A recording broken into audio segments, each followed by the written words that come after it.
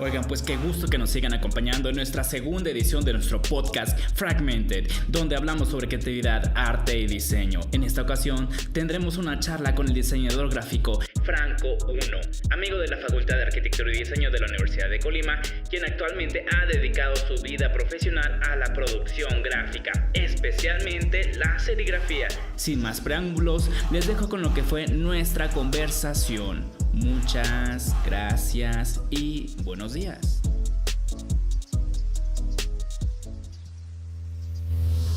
Ya, ya está en rojo.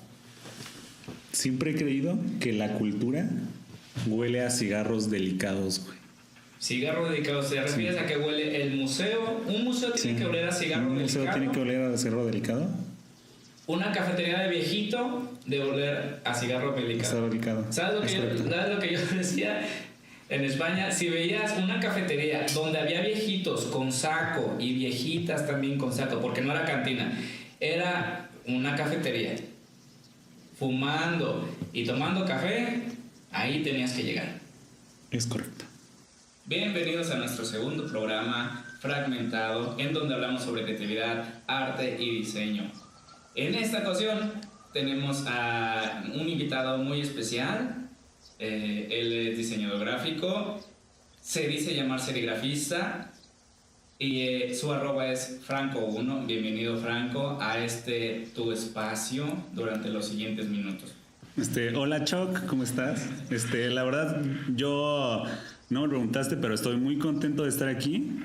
Te considero una de las mentes más privilegiadas de tu generación. Gracias. Pero sobre todas las cosas, un gran amigo.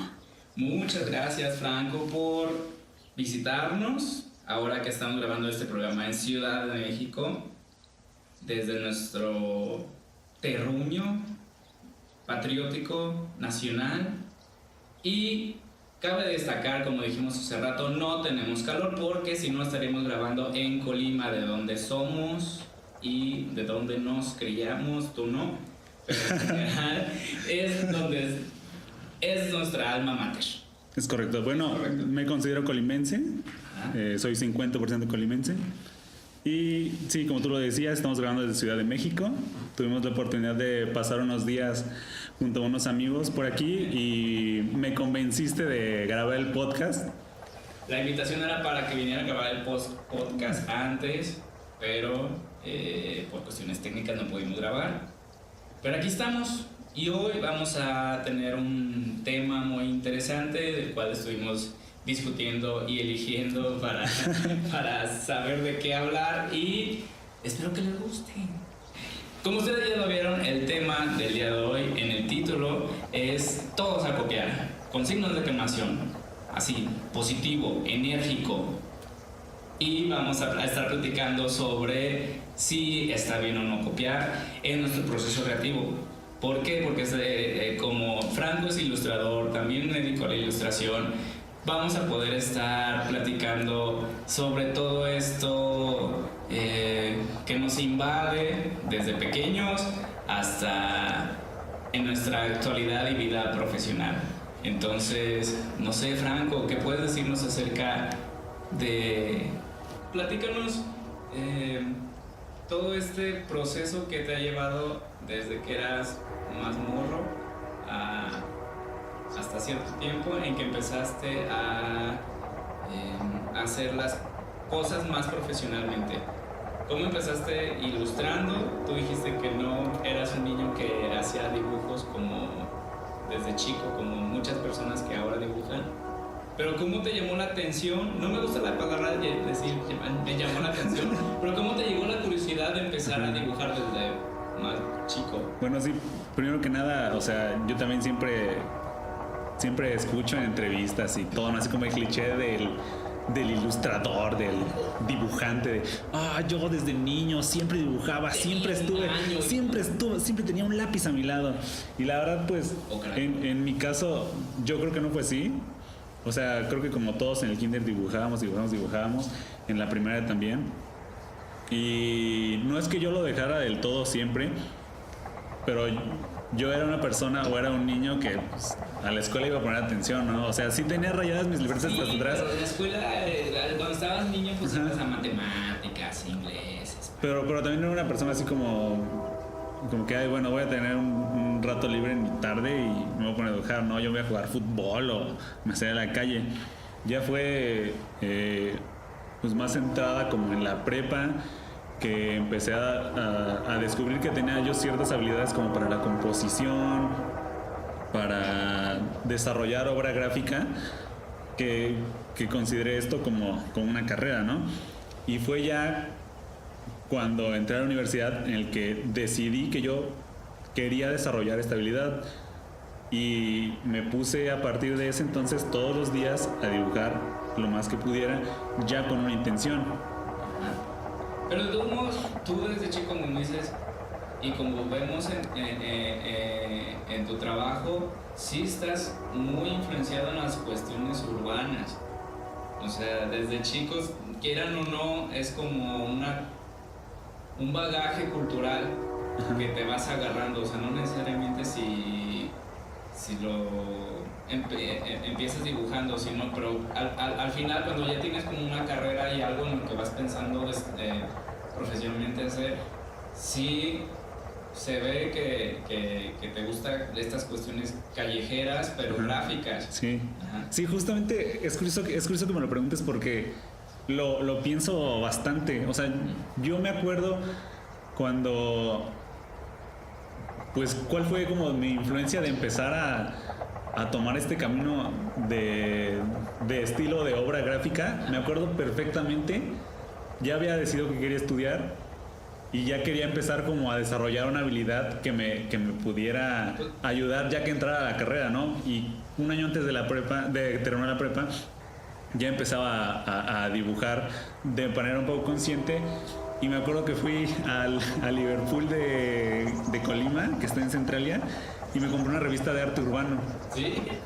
Y me acuerdo perfectamente ver una foto del que se denominaba streetwear, street art argentino. Y me acuerdo que eran unos personajes en murales y en vinil, en stickers. Me acuerdo que era una pared como un edificio abandonado, atascado con bombas de graffiti, con personajes que a lo mejor hoy podríamos denominar como kawaii, con ojos grandes, manos grandes, bocas chiquitas como dragoncitos. Y dijiste, para allá voy. Ajá, y creo que eso es una imagen que todavía la tengo muy fresca, ¿no? Y la revista pues la tiré porque era un formato así como más grande que tabloide y no cabía en mi librero. Entonces hubo un cierto punto en el que yo quería ordenar mis cosas y dije, esto no cabe, pues lo voy a tirar.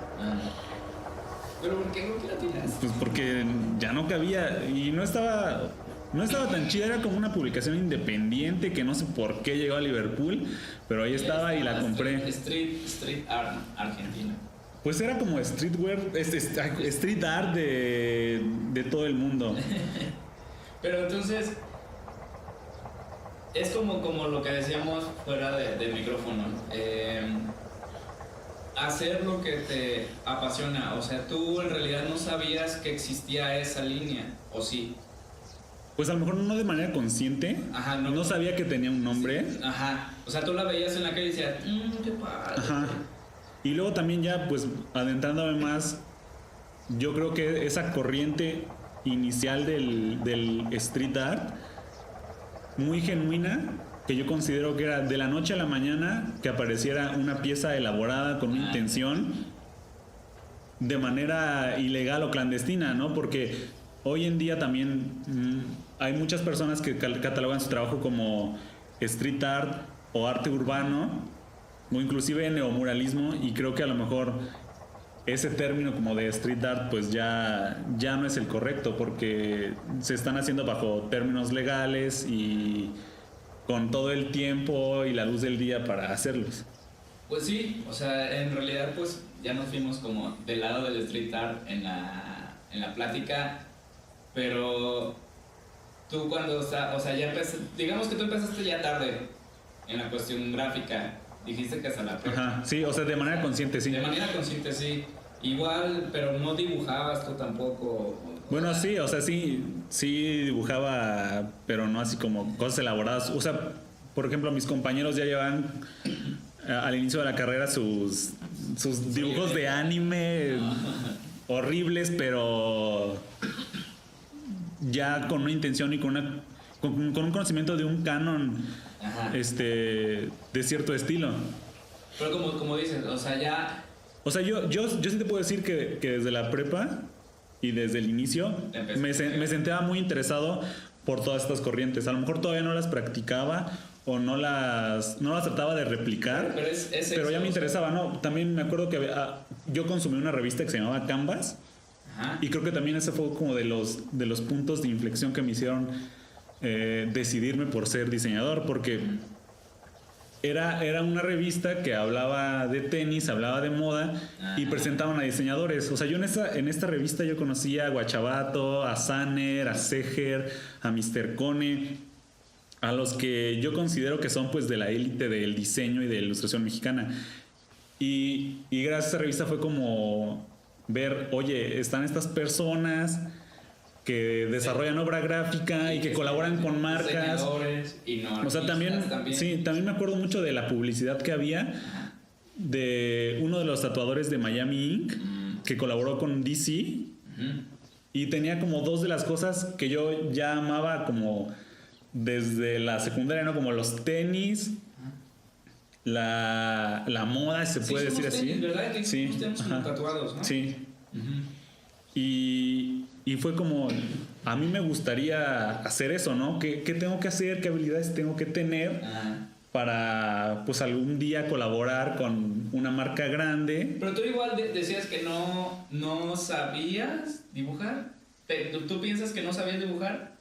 Bueno, al día de hoy yo considero que todos sabemos dibujar, ¿no? No, sí, pero ¿tú te sentías que no sabías dibujar? No, yo sí sentía que tenía facilidad para dibujar. Facilidad, pero no decías, pero soy bien piquete como mis amigos. Pues es que no consideraba que fuera como superior o algo, pero sabía que a lo mejor si nos ponían a hacer una cartulina en biología me iban a escoger para dibujar al insecto, pero a lo mejor no pues algo tan pro. Entonces, es lo que estábamos hablando el título. Tú ya empezaste a tener referencias. Ajá, sí, correcto. ¿De quién? ¿De qué me gustaban? Me gustaba, pero querías copiarlos, emularlos, por decirlo de alguna manera. Pues... No copiarles su estilo, o sea, no copiarles lo que hacían, sino que decía, siempre creo que debe de haber como un referente a lo que hace. O sea, no de la nada no eres como boom, ya, soy artista. O sea, tú empezaste a ver fulano, mengano y sutano hacen esto, quiero hacer algo por el estilo y empiezo yo agarrar cosas que me gustan de Sí, por ejemplo, veía a cierto diseñador, ilustrador, artista y decía, estos colores, esta gama cromática me gusta mucho, esta simetría, la forma que hace las manos, la temática, creo que es lo que me gusta, ¿no? Entonces empiezas a consumir más de esas personas y vas dejando de lado algunas otras. Sí, es lo que también yo les comento a mis alumnos entre broma y no, pero en realidad se los digo muy en serio, que también creo que tú lo mencionas y uno que ya cuántos años tenemos que salimos de la carrera, 5, 7 más o menos. 2. No, sí, cierto. Pues más o menos como más de 5 años que salimos de la carrera.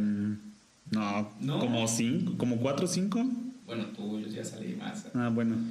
Pero más, o sea, es lo que, por ejemplo, tú en 5 años que has llegado como a esa línea de decir, de nutrirse culturalmente visual, o sea, visual y culturalmente.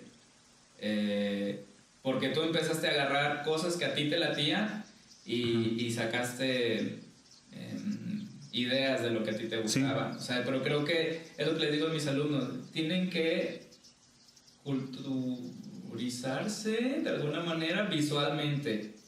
Sí, pues enriquecerse visualmente, ¿no? Tener una cultura visual más amplia. Y eso me lo dice mucho uno de mis mejores amigos, que también considero que es un artista genuino, ¿no? Él me dice, tienes que consumir más de lo que te gusta, incluso de lo que no te gusta. Tienes que ver muchísimo para saber como qué es lo chido, qué es lo malo, qué está mejor, o qué elementos puedes utilizar para transmitir ciertas cosas. Sí, o sea, es como no casarse, ¿no? O sea, no... Sí, nutrirse de muchísimos lados, pero agarrarlo lo mejorcito. O sea, lo que a ti te late. O... Sí, justamente, ¿no? También lo platicábamos cuando preparabas tu bello programa. Que, por ejemplo, yo siento predilección. Bueno, mi trabajo hasta el momento se podría decir que es resultado de mi predilección por el equilibrio, la geometría, la simetría y figuras muy concretas. Sí, justamente es lo que te platicaba pues cuando estabas preparando el programa, que yo decidí buscar conscientemente lo que a mí me gustaba, ¿no?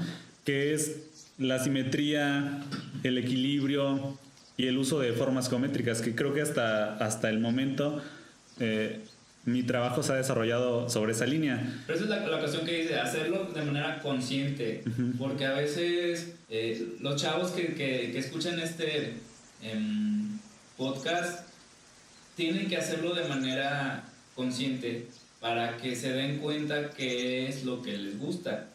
Sí, y no solamente como a nivel como nada más gráfico, ¿no? Sino de contenido. Porque, por ejemplo, también yo siento que mi trabajo gira en torno como al significado de los símbolos, al diseño de personajes, a la cultura popular, sobre todo como de personajes, como de empaques del pasado, de carteles. O sea, yo siento que con eso me he clavado mucho, ¿no? O sea, ¿qué significa tal símbolo, tal señal, ¿no? O sea, de hecho, también muchas veces te envío imágenes como, oye, ¿qué significa este pin con una calavera que tiene unos huesos invertidos, ¿no? O sea, me intriga mucho como el papel de los símbolos en la sociedad, ¿no? Y de los signos, esa convención de, pues como de ciertos logotipos, ¿no? Que engloban a comunidades y son estandartes, ¿no? Entonces, dices que hablas sobre geometría, equilibrio, significados, y también dijimos al principio del programa que haces serigrafía. ¿Te has metido más a esa cuestión de la impresión o cómo es gráfica, impresa? Sí. Pero, ¿cómo todo este antecedente lo has estado aplicando a lo que haces? Pues creo que también ese puede ser un factor para el desarrollo de tu trabajo, ¿no? Que a lo mejor no es lo más correcto como que la técnica o el método modifique tu forma de trabajar, pero en mi caso así lo es. O sea, siempre pienso como, bueno, a ver, si pongo una línea aquí o una forma aquí, ¿cómo lo voy a poder traducir en serigrafía? Entonces, sí tengo que ir como, bueno, a lo mejor ciertos degradados no los puedo hacer, no puedo poner formas encima de líneas en la mayoría de las veces. Pero eso está padre porque es como una limitante, pero a la vez un camino que vas tú colocando. O sea, es padre también como cuando haces ese proceso que nada más dices, voy a hacer un dibujo nada más a lápiz y con eso lo vas a realizar, pero tú lo haces con la cuestión gráfica, serigráfica.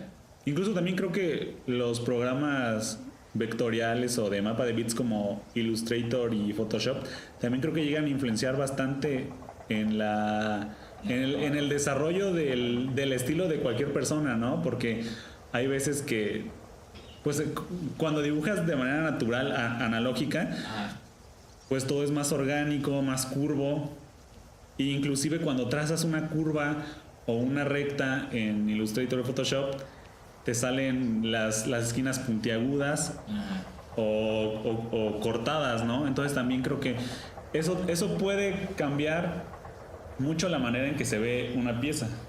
Sí, es que es eso, como dices, es una cuestión de hallarte en medios diferentes, pero en los que a ti te guste, pues, o sea, ¿por qué a ti te gustó irte por la serigrafía? Bueno, a mí siempre se me hizo mágico. O sea, cuando me platicaron de la serigrafía... ¿Te platicaron en dónde? ¿En la escuela? Bueno, es que fue también como un proceso, ¿no? Porque me acuerdo que una vez yo ya no vivía... Bueno, yo soy de Querétaro, ¿no? Ajá. Y me fui a estudiar a Colima. Y yo ya no vivía en Colima, entonces en vacaciones de verano me veía con mis amigos. Y un día salí con mi mejor amiga de la secundaria y me habló del stencil y como de personas que hacían stencil. Y yo no sabía como qué era stencil. Y me acuerdo que llegué a mi casa a buscar stencil en internet. Y vi que eran así como estas imágenes en alto contraste, recortadas y con aerosol. Y eso me llamó también muchísimo la atención y empecé a hacer stencil.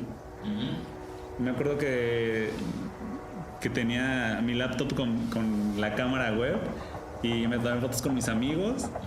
Y sin Photoshop, en el mismo editor de imágenes de Windows podías alterar el contraste y el brillo y se sacaban los stenciles. Entonces me imprimí las caras de todos mis amigos y me compré unas latas de aerosol.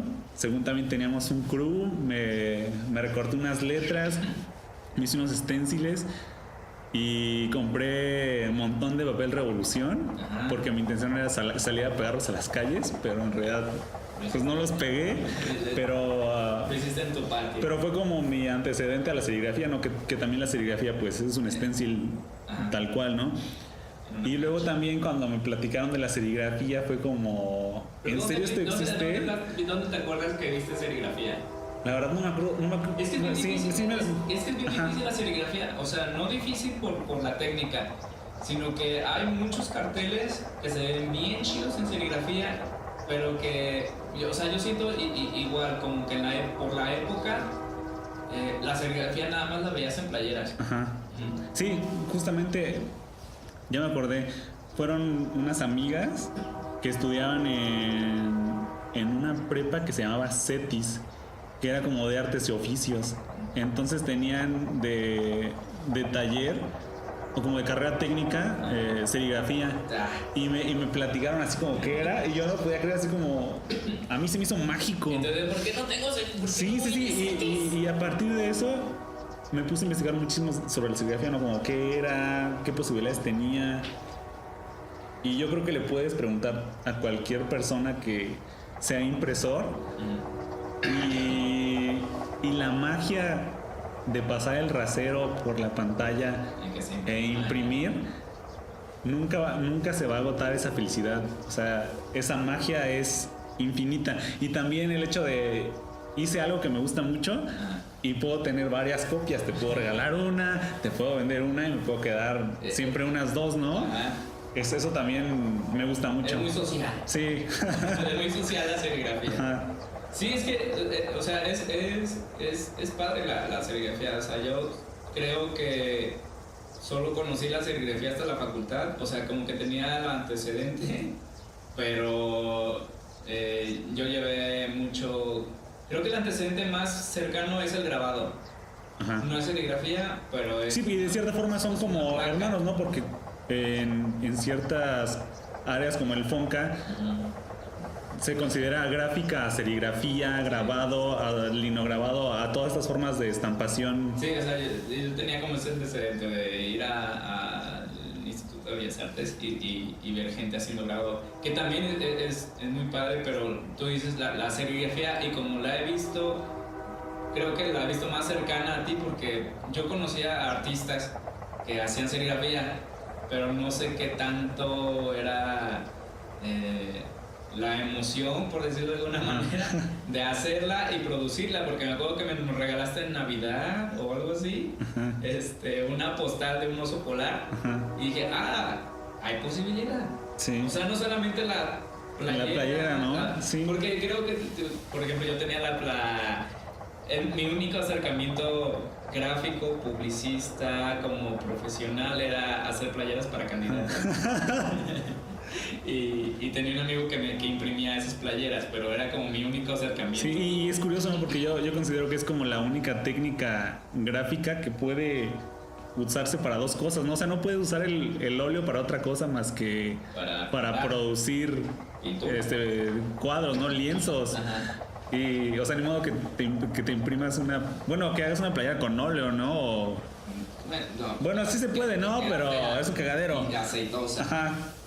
Y en cambio la serigrafía, yo creo que es la única que tiene esta dualidad, ¿no? Como de ser utilizada industrialmente y ser utilizada para la gráfica. Igual con la serigrafía. Ajá. Sí, ¿viste la exposición? No fui. No fui, pero sí quería. Duró un montón. Sí, duró un montón y tenían varias serigrafías que ya yo también no conocía la amplitud que hubiera tenido la serigrafía. Sí, de hecho, yo sí quería venir como para leerlas, ¿no? Para ver para desglosarlas, ¿no? Porque yo creo, y justamente platicábamos hace rato con otro amigo, que siempre dependiendo como de la actividad cualquiera que hagas en el mundo, va a ser cómo lo ves, ¿no? O sea, él es diseñador industrial y nosotros llevábamos una hora platicando en una sala y no nos dimos cuenta de la herrería de un mueble que a él le llamó la atención y se le hicieron súper bonitas. Y creo que también, pues uno como impresor... Por eso un complemento, o sea, creo que también... como decíamos, nuestro tema general era sobrecopiar, pero sí, son como esos referentes que a cada uno van como nutriendo. Y por ejemplo, a mí que me leí muchos libros sobre historia de México y cosas así, pero más cuestiones indigenistas, como que eso también te va afectando. Así como tú, por ejemplo, tú tienes lo de streetwear y cosas así. O sea, yo es más como que esa onda que traigo más... cultural mexicana, regional mexicana, género regional mexicano. Pero que se puede aplicar en otras cosas. Sí. Así tú... Sí, es un punto de partida, ¿no? A final de cuentas es un punto de partida que puede influir en tu obra. Y, por ejemplo, que tú hablaste de varios referentes que copiaste. O sea, ¿llegaste a copiar algo de algún personaje? O sea, artista en general. Creo que la palabra adecuada sería robar. Te robaste algo. Sí, pues obviamente, ¿no? Yo creo que así empezamos todos. Pero no profesionalmente, o sea, no afectó, o sea, no lo publicaste. Pues sí. Pues no es que lo haya publicado o lo publique, y creo que yo no tendría problema en eso, porque al fin del día tomas como lo mejor, ¿no? Ajá. O sea, puedes ver una obra de una pieza de alguien que te guste mucho, que sea un tigre con unos colores, con una gama cromática muy bonita, y decir, bueno, yo no voy a ser un tigre, yo voy a ser un dinosaurio totalmente diferente, pero puedo utilizar la gama cromática. Ajá, y al final estás yendo hacia un camino que te agrada, ¿no? Esos tonos a lo mejor cálidos con los que te identificas y los vas haciendo tuyos. Y al final me acuerdo mucho de una ponencia que recomiendan mucho, personas que... Artista. No. En el mundo creativo. Sí, personas de la escena de ilustración. Ajá. Recomiendan mucho para personas que se están iniciando, que es la del ilustrador español Puño. Y él también dice algo más o menos así, ¿no? Que hay que tener una cultura visual muy amplia y empezar a agarrar y retomar esos elementos que nos gustan, pero no todos. O sea, tienes que... Él hace una analogía como de un ladrón que va a un museo y se roba un diamante. O sea, al final te vas a robar lo mejor y lo vas a adaptar a lo tuyo. Es que también hay que aprender a robar. Sí. Porque no está mal robar, pero robar y que te cachen. Sí. Incluso también es un tema, es un tema del cual yo siempre hablo, y seguramente todas las personas que han estado en alguna fiesta conmigo estarán hartas de que hable de lo mismo, como de retomar y descontextualizar la imagen. O sea, puedes agarrar una imagen ya existente y deformarla tanto que deje de significar lo que era originalmente. Ajá, lo que era originalmente, y darle otro discurso, y eso es totalmente válido, y ni siquiera es robar, ya es aportar de una manera diferente. Adaptar, como decíamos hace rato. O sea, es una como adaptación, pero creo que eso es lo que, o sea, hasta ahorita hemos estado hablando, como esa adaptación pero lógica, o sea, no solamente como copiar por copiar, o sea, es como una adaptación que es parte de una evolución, o sea, no Sí. o sea, tú en realidad muchas veces ves artistas, como dices tú, urbanos, muralistas, que tú dices, este tiene algo como que bien, no sé. Sí, o sea, a mí me gusta la geometría y él hace sus manos geométricas. Bueno, ¿cómo las voy a hacer? ¿Cómo hizo los pulgares? ¿Cómo lo puedo retomar yo, no? O como, igual, o sea, también, o sea, yo me iba más en el sentido de que tú ves que a lo mejor cierto artista copió, entre comillas, de otra, pero por ejemplo, de los artistas del Renacimiento. Ajá. Y que dices, esto yo me acuerdo que lo vi en un museo, como tú dices, esto yo lo vi en tal galería. O sea, artistas, o sea, creo que no está mal no basarte, como que tomar cosas de referencias de artistas grandes. O sea, creo que como tú dices, hay que aprender a copiar de los grandes para nosotros poder interpretar. Incluso creo que el sistema de enseñanza de pintura académica va por esa onda, ¿no? O sea, nosotros, bueno, yo por lo menos yo no soy pintor, pero recuerdo que fui al museo de la casa de Diego Rivera en Guanajuato y estaba dividido por secciones y por pisos, y uno de los primeros pisos era como de la etapa copista de Diego Rivera. O sea, que Diego Rivera ¿cómo le copiaba a otros artistas? Ajá. Y yo creo que eso al principio sirve mucho para desglosar las cosas, ver a lo mejor un difuminado, el uso del color y tratar de replicarlo, ¿no? Incluso, sí, pues es que hay que aprender como decíamos, fuera de la vida. Por ejemplo, ahorita hablabas de la exposición de Warhol en el Jumex. O sea, a mí me hubiera gustado venir para ver cómo usaba las tintas y cómo a lo mejor yo podía retomar esa técnica o ese uso del color o a lo mejor decías, no me gusta. Eso sí. O sea, a lo mejor decías, o sea, te puedes decir, tengo una idea. No, yo creo que sí me hubiera gustado, güey. Bueno, pero, o sea, no solamente Warhol, a veces vas y dices, sí me ha tocado, que vas al lugar y quiero ver cómo le hace para hacer esa ilustración. Y vas y no, creo que no es mi. Sí, incluso también creo que somos incapaces. O por lo menos yo soy incapaz como de robarme todo, ¿no? A lo mejor nada se hubiera visto, mira, esta flor la hizo blanca y le puso unos destellos en plata. ¿Yo cómo lo puedo adaptar? Oye, esto se ve bien, o sea, a mí me parece agradable, creo que lo puedo retomar.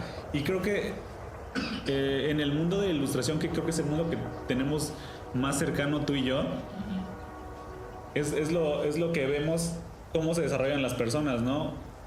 Tenemos una amiga también muy talentosa, @walu.bleu, que yo cuando la conocí sentía, o bueno, más bien ella nos comentaba que su estilo era como a partir del anime, del manga, y con el paso del tiempo lo fue refinando, lo fue depurando, se fue influenciando de otras cosas, y al final ves su trabajo actual y creo que ya es muy distante del canon del manga. Sí, o sea, es como refinar y depurar. Refinar, o sea, lo haces más estilizado a tu modo y depuras las cosas que antes eran como elementos de tu tradición visual, pues, y lo vas dejando atrás. O sea, es esa cuestión. Y también desde el enfoque de como diseñadores, pues creo que también siempre hay que tener una referencia muy fuerte para comunicar y para conectar con las personas. O sea, si vas a hacer algo referente a una pescadería, pues tienes que tomar elementos del mar, como colores, formas, texturas, para generar esa empatía con tu público, ¿no? Porque pues puedes poner, no sé, un conejo y decir que es una pescadería, pero no va a conectar. No.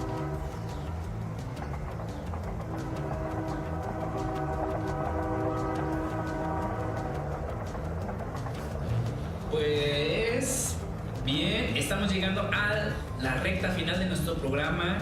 Seguimos aquí con Franco, lo vamos a despedir en unos minutos más, pero primero vamos a hacer como un breve resumen de nuestro tema, hablando sobre si es bueno o no plagiar, si es bueno tomar referentes o no, cuáles han sido tus referentes y ¿cómo llegas a ser un ilustrador como el que ahora eres? ¿Y cómo puedes seguir evolucionando como ilustrador?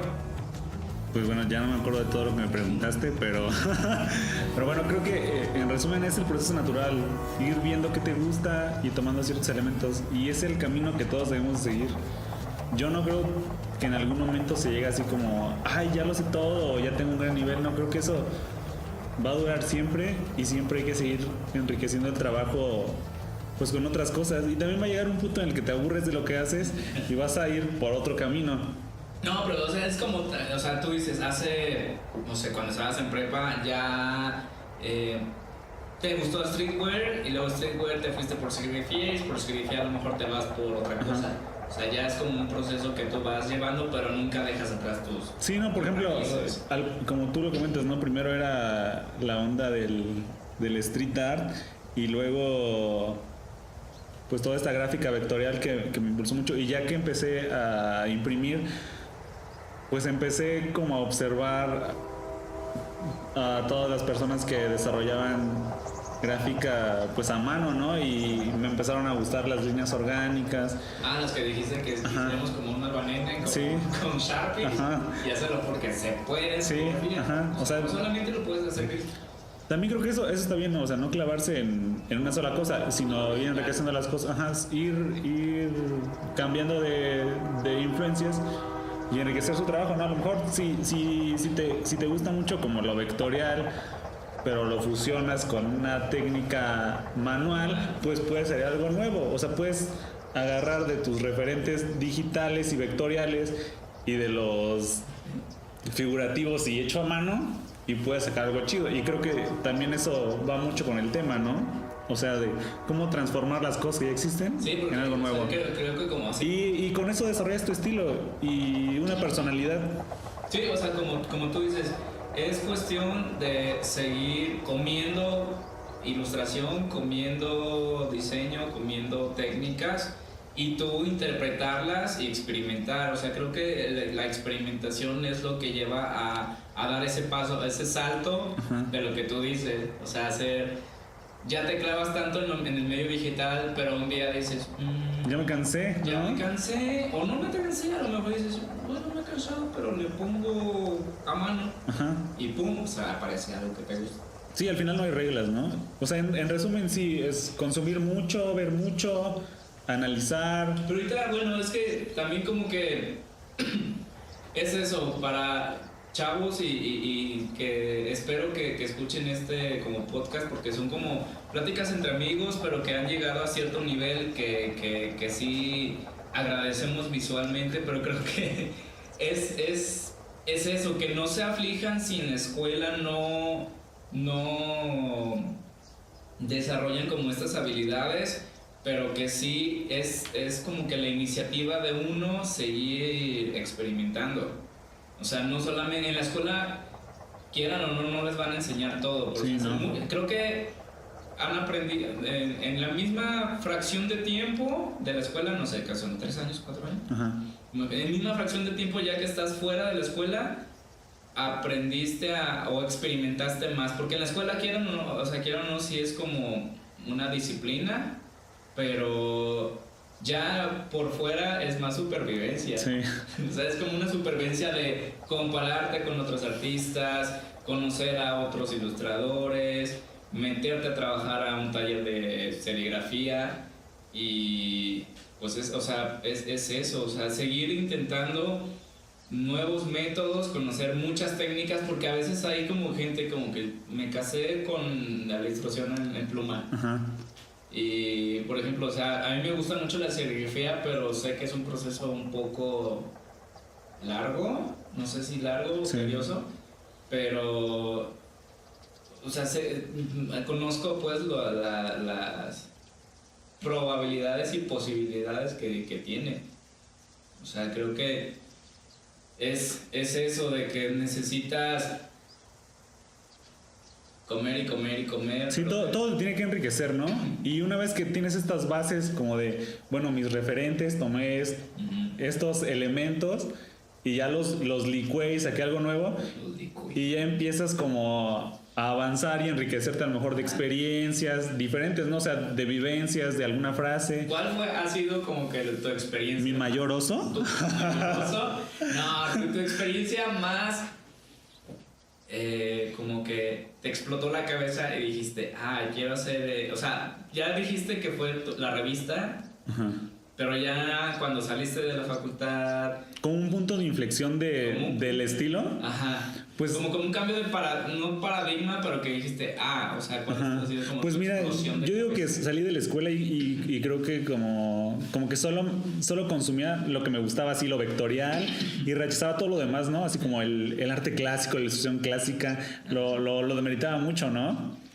Y ya cuando empecé a imprimir, pues me empecé a rodear de otras personas que tenían otras influencias y sobre todo de ver el trabajo manual de otras personas. Por ejemplo, hay un artista queretano muy reconocido que se llama Gerardo Esquivel. Uh-huh. Y él, su trabajo es enteramente manual, con plumilla, con tinta. Pero, y yo me acuerdo cuando llegué... Sí, es pintor, dibuja y también desarrolló mucha obra en serigrafía. Es un artista muy, muy prolífico. Y yo me acuerdo cuando llegaba, el taller está tapizado de carteles de muchas personas y muchísimos de esos carteles son de él. Y yo me acuerdo que las veía y como que, ¿eso qué? O sea, esas líneas chuecas, esas líneas orgánicas, ¿qué no? O sea, no me dicen nada, está imperfecto. O sea, me chocaban. Pero a lo mejor como que ya de verlas todos los días, como que genuinamente empecé a sentir celos de esas líneas tan libres. Y te puedo decir que a lo mejor...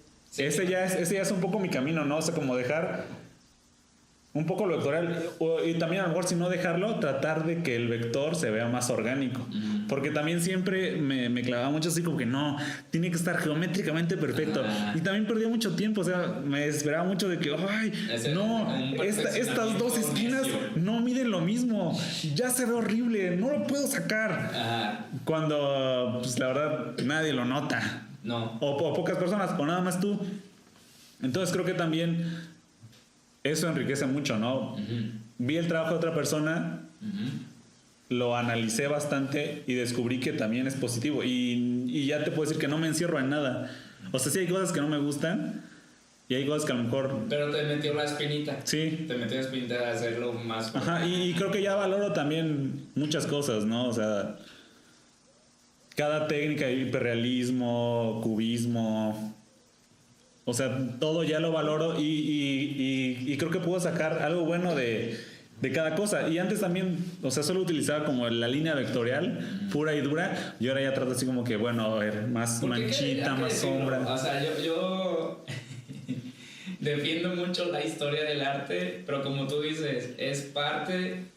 y me han tocado alumnos que no conocen líneas históricas artísticas. O sea, ellos ya conozco sobre diseño y o sea, quieren que su teoría sea meramente la composición.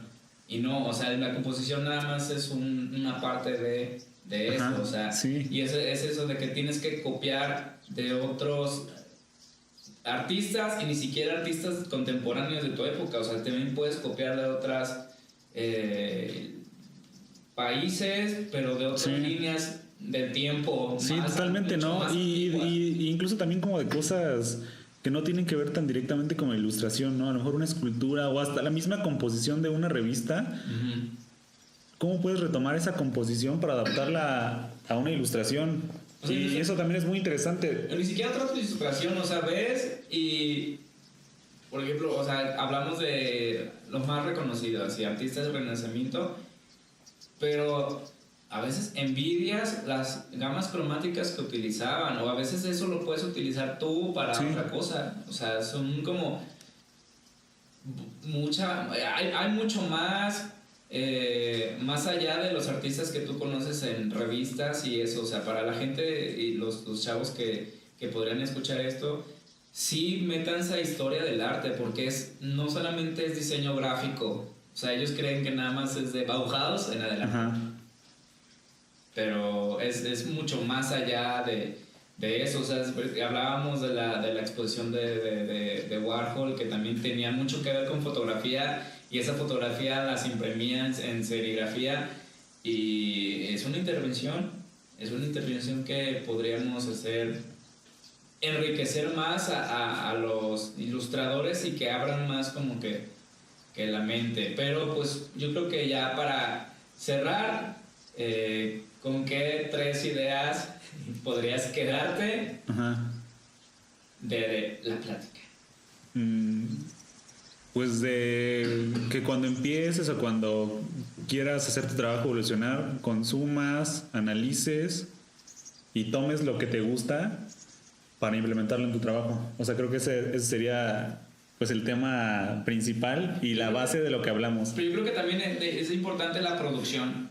La producción, porque muchas veces, y me ha pasado que observo, analizo, pero no produces. Sí. Entonces tienes que plasmarlo en un papel. Sí, totalmente de acuerdo. Entonces creo que también agregaría eso, ¿no? Consumir, sí, analizar y producir. Y a lo mejor ver cómo lo hiciste, analizarlo y corregirlo, ¿no? Y también ver otra vez como qué elementos puede hacer para enriquecer otra vez todo esto, ¿no? Sí, pero lo más sencillo es ver, analizar y producir. Y ya después también creo que ya que agarres cierto nivel como de composición, color y forma, empezar a ver qué estoy diciendo y qué estoy haciendo mi trabajo, ¿no? Porque también no es solamente como que ay, un dragón y un perrito con una espada. O sea, están súper padres, los dibujé súper bien, pero ¿qué me dicen, no? O sea, no me están contando nada. Que te cuenten algo. Y como tercera, creo que ya no tengo tercera, solo serían esos 2. Ok, entonces, igual como tercera, pero fusión. Yo creo que siempre he terminado como que los diseños y eso. Dices que la ilustración también tenga un significado, pero un significado a lo mejor muy banal, pero a lo mejor que creo que ese significado tiene que servir en algo para la sociedad ahorita, por ejemplo. Y pues al final de cuentas es cumplir la función de la ilustración, ¿no? Comunicar la idea que tengas, que llegue. Sí, porque igual como artistas y ilustradores siempre tenemos como que algo que decir, algo que aportar. O sea, creo que eso es como que va ligado al primer punto, el producir. Porque de nada sirve que pues te quedes con las cosas y los analices y esos papeles se quedan ahí. Sí, bueno, y creo que también eso se nos pasó, o se me pasó, ¿no? Como, oye, ya cuando estás analizando es preguntarte qué me está diciendo este güey con sus formas, sus figuras y sus colores, ¿no? Porque yo también te puedo decir que recién egresado veía las cosas y solo analizaba la composición, y luego ya que me explicaban la pieza ya me daba cuenta de las cosas. Pues sí, o sea, en arte no necesariamente te tienen que explicar, pero creo que la ilustración como que es un punto medio entre diseño y arte, pero arte muy, o sea, como el término muy clásico. O sea, como que el diseño es una cosa nada más de pe a pa, o sea, esto comunica y punto, pero la ilustración sí, porque como que utilizas elementos más lógicos, más entendibles, más simbólicos también, pero gráficos, o sea, no solamente las formas básicas del arte clásico. Y pues, ¿qué más? ¿Quieres agregar algo? Pues @Franco1. Sí, pues solamente agradecer, me lo pasé muy bien. Me gusta mucho estar contigo.